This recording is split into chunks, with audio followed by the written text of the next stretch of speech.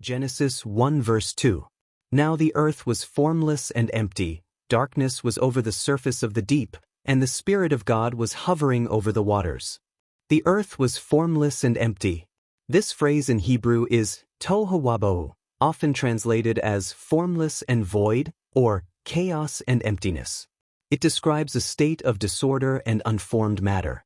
At this stage, the earth exists, but it has no distinct shape or order, which implies that God's work of creation is not yet complete.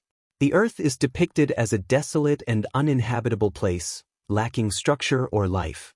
Darkness was over the surface of the deep.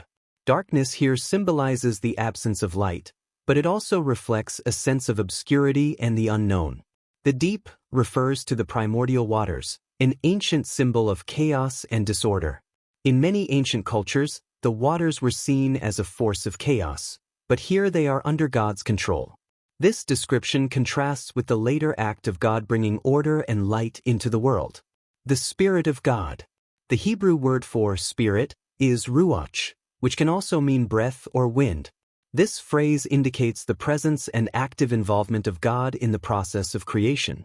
The Spirit of God represents His dynamic power, hovering or moving over the chaotic waters, ready to act. This imagery portrays a sense of anticipation, as God is about to bring order and life to the formless earth. Some Christian interpretations see this as a subtle reference to the Holy Spirit, part of the Trinity, was hovering over the waters.